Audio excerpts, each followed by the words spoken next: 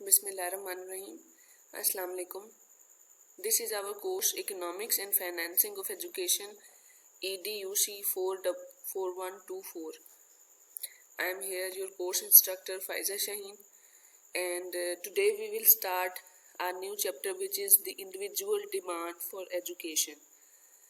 In this unit overall we will see that what is meant by the concept of demand for education, what are the factors that influence the demand for education, and then we will see some approaches.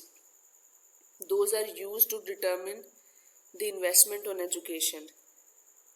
That is cost benefit analysis, social rate of return approach, and manpower forecasting methods. Let's start with the basic concept, which is the individual demand for education.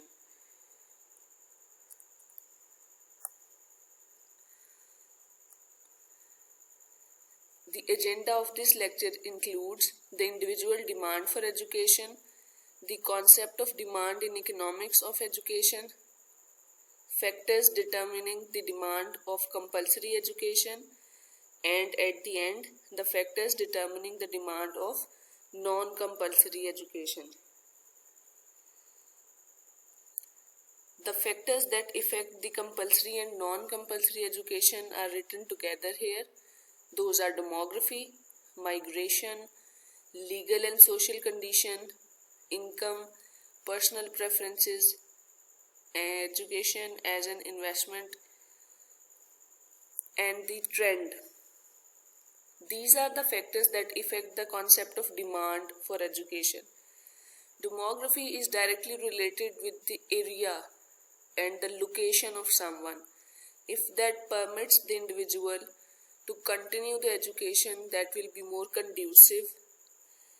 जगह का तयन करने से हमें ये अंदाज़ा हो जाता है कि एक्सेस टुवर्ड्स एजुकेशन कितनी है, लोगों की रीच, आसानी से तालीम की तरफ रसाई है या नहीं है. माइग्रेशन ये ट्रेंड डिटर्मिन करती है कि कितने लोग छोड़ के जा रहे हैं कंट्री और कितने लोग छोड़ के आए हैं. तो उनकी एजुकेशन का बंदोबस्त या इंतज़ाम करना ये भी गवर्नमेंट की रिस्पॉन्सिबिलिटी में आता है और ये डिमांड को डायरेक्टली मुतासिर करता है. लीगल एंड सोशल कंडीशन, इससे ये अंदाज़ा होता है कि किसी भी जगह की लॉ एंड ऑर्डर और सोशल नॉर्म्स क्या कहती हैं कि वहाँ पे डिमांड ऑफ एजुकेशन कैसे डिटर्मिन की जाए. Income means that what is the level of facilities provided them, वहाँ पे क्या है, ये उनकी डिमांड को मुतासिर करती हैं. Personal preferences mean sometimes हर इंडिविजुअल डिफरेंट तरह से परसीव करता है चीज़ों को. कुछ लोग इन्वेस्ट करते हैं एजुकेशन के ऊपर और उनकी पर्सनल प्रेफरेंस होती है कि वो अपनी नॉलेज को इन्हेंस करें और अपनी एबिलिटी और क्वालिफिकेशन को बढ़ाएं. एजुकेशन एज इन्वेस्टमेंट का मतलब है कि जो लोग इसको एजुकेशन को एक इन्वेस्टमेंट समझ के करते हैं उनकी डिमांड डिफरेंटली डिटर्मिन की जाती है, और जो लोग एजुकेशन को इन्वेस्टमेंट नहीं समझते बल्कि एक साइड एक्टिविटी समझते हैं उनकी डिमांड अलग है. इसकी वजह से, इस कॉन्सेप्ट की वजह से डिमांड मुतासिर होती है. The last point is trend. Trend means what are the pattern of the society, how society takes these concepts, whether to spend on education is beneficial or not. So these are the factors that affect the concept of demand in education. Starting from the slide 1, which is about the concept of demand. Demand is the amount of a commodity or service that will be purchased at a particular price. So the simplest form of demand function is that if the price of the product goes up, the higher price will put some people off and less will be bought. The reverse will happen if the price goes down. The amount of the product purchased depends upon the price of the product. ये बात तो understood है कि हम चीज़ों की कीमतों से उनकी वैल्यू का और उनकी डिमांड का अंदाज़ा लगाते हैं. अगर किसी चीज़ की कीमत बढ़ जाती है तो उसकी डिमांड में कमी आ जाती है, क्योंकि लोगों की सेल एंड परचेज पावर में असर पड़ता है। और इसका उल्ट होता है, अगर कीमतें कम हो जाएं तो चीज़ें ज़्यादा बिकना शुरू हो जाती हैं। तो एक फैक्टर जो चीज़ों की सेल एंड परचेज में बहुत ज़्यादा कंट्रीब्यूट करता है वो उसकी प्राइस है। उसकी डेफिनेशन में ये बात बताता है कि डिमांड वो अमाउंट ऑफ अ कमोडिटी है या सर्विस है जो किसी एक पर्टिकुलर कीमत पे, प्राइस पे ख़रीदी जाती है। अच्छा, आप इस बात में नोट करें कि इसमें कमोडिटी भी शामिल है और सर्विस भी शामिल है। Sometimes we purchase something like a commodity, किसी एक चीज़ की तरह हम कोई चीज़ पसंद करते हैं और जाके उसको ख़रीद के ले आते हैं। Sometimes it is about services. Services mean जो आप लोगों को, जो कोई फिजिकल चीज़ नहीं है लेकिन आपको, जैसे हेल्थ केयर सर्विस है, हॉस्पिटल चले जाएं तो डॉक्टर आपको प्रोवाइड करती है, नर्सेज आपको प्रोवाइड करती हैं। इसी तरह ही एजुकेशनल इंस्टीट्यूशंस के अंदर एजुकेशन और टीचिंग का जो प्रोसेस है that is a service. Different service providing professions हैं जो हमें सर्विस प्रोवाइड कर रहे हैं and they are paid for that. इसी तरह कमोडिटी की सर्विस, किसी कमोडिटी को ख़रीद लेना या सर्विस पे पैसा लगाना, एक पर्टिकुलर मियाद में पैसा लगाना, इससे डिमांड डिटर्मिन होती है। और वो कहता है कि डिमांड का फंक्शन जो है वो डायरेक्टली मुतासिर है किसी भी चीज़ की कीमतों से, उनकी प्राइसेस से। और अगर वो बढ़ जाती हैं तो डिमांड मुतासिर होती है, कम हो जाती है। अगर वो कम हो जाती हैं तो डिमांड बढ़ जाती है। सो हमें चीज़ों की कीमतों के, प्रोडक्ट्स की प्राइसेस से अंदाज़ा होता है कि वहाँ उसकी डिमांड क्या है। The concept of demand in economics of education.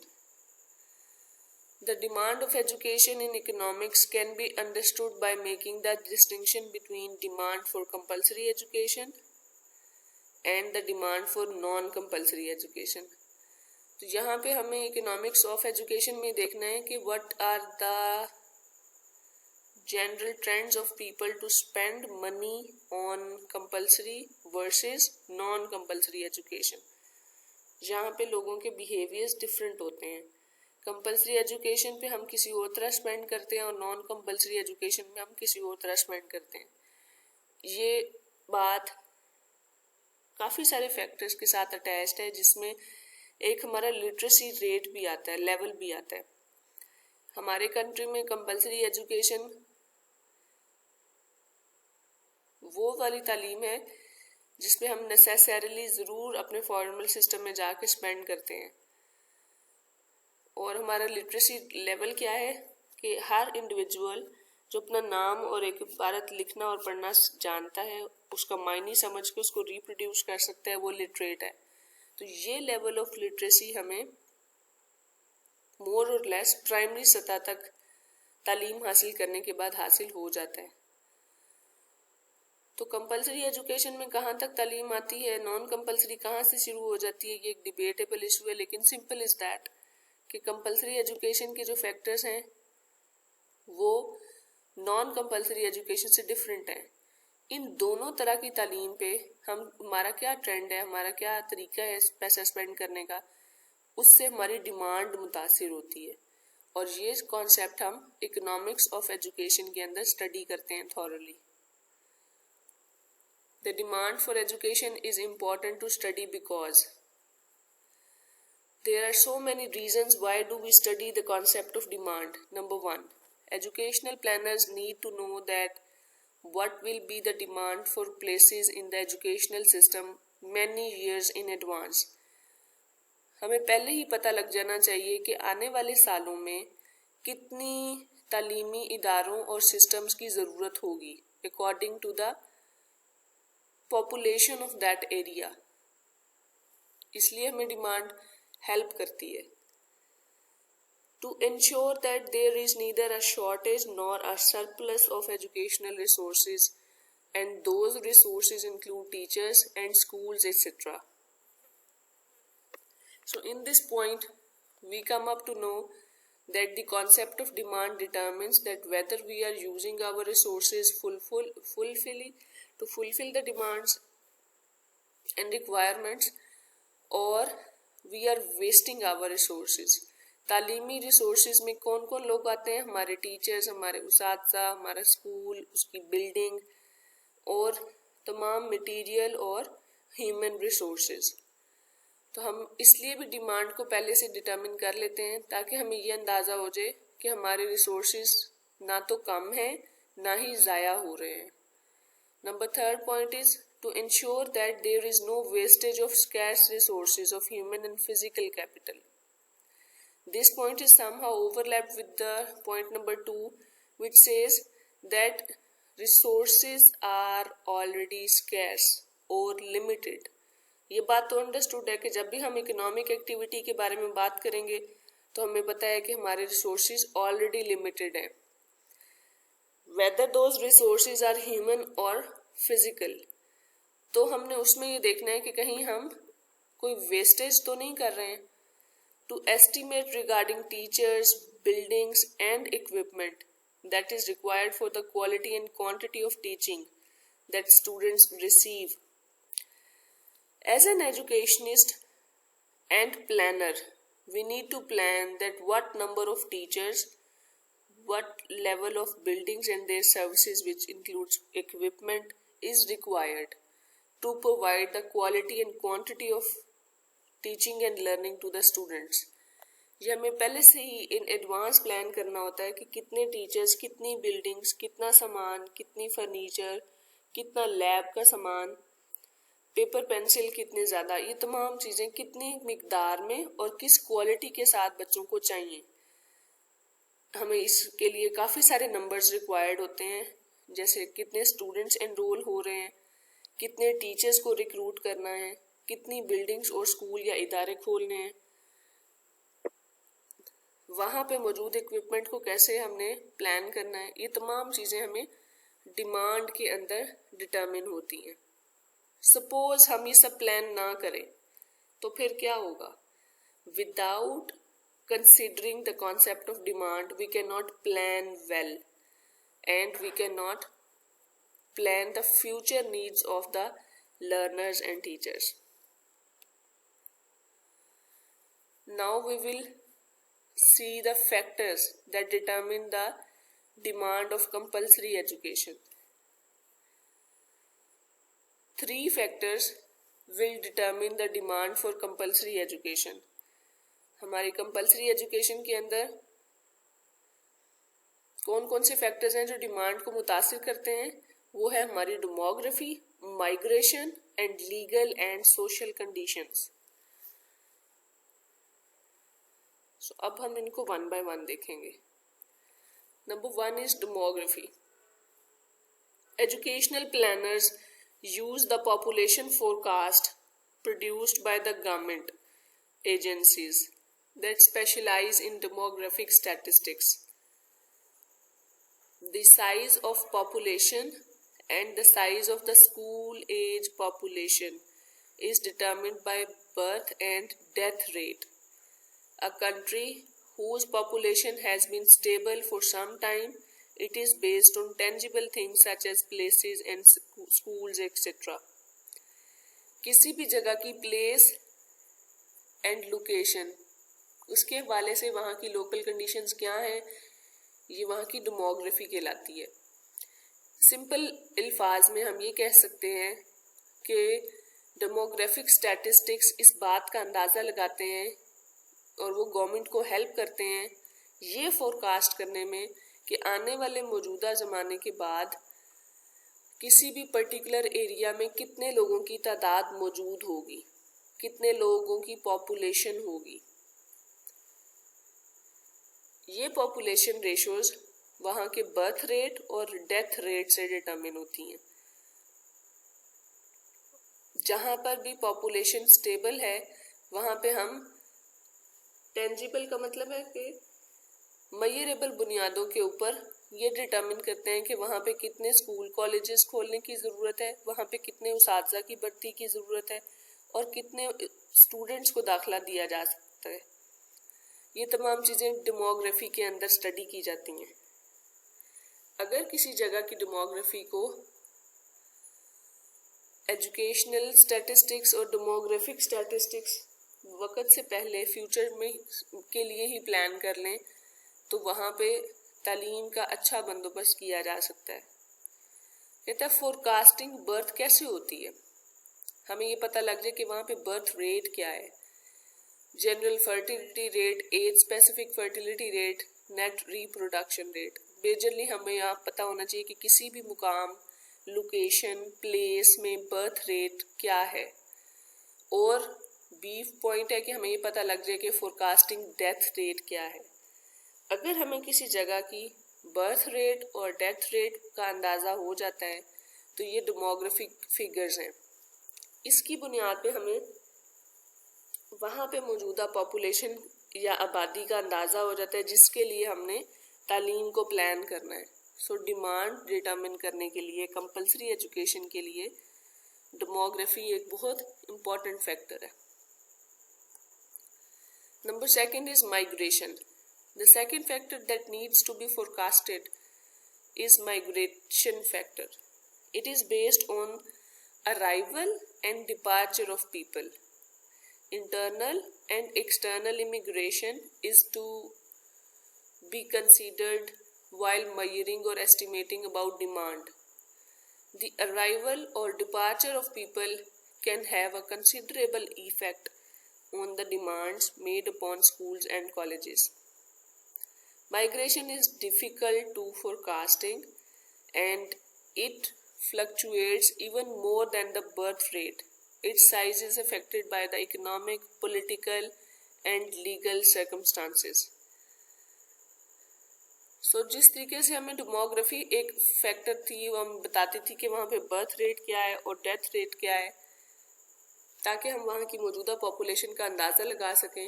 इसी तरह माइग्रेशन फैक्टर हमें ये पहले बता देता है कि हम ये फोरकास्ट कर लें कि अराइवल और डिपार्चर ऑफ पीपल का ट्रेंड क्या है, कितने लोग रेगुलर बुनियादों पे कंट्री को छोड़ के जा रहे हैं और कितने लोग न्यू एंट्रेंट्स हैं।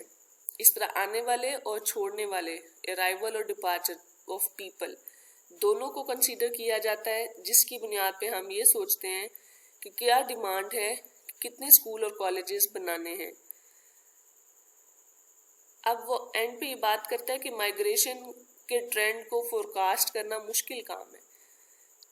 ये बर्थ रेट को डिटरमिन करने से भी ज़्यादा मुश्किल काम है, because there can be some average statistics of the people they move from the country or the people who are entering in the country, but otherwise we cannot predict that how many number of people will leave the country or how many number of people will enter the country.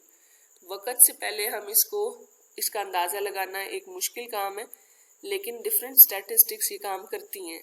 और the trend of migration किसी भी country में किस चीज़ से मुतासिर होता है, वहाँ की इकोनॉमिक, पॉलिटिकल और लीगल सर्कमस्टांसेस की वजह से, क्योंकि यही वजूहात है जिनकी बुनियाद पे आप कोई कंट्री या जगह छोड़ते या ज्वाइन करते हैं।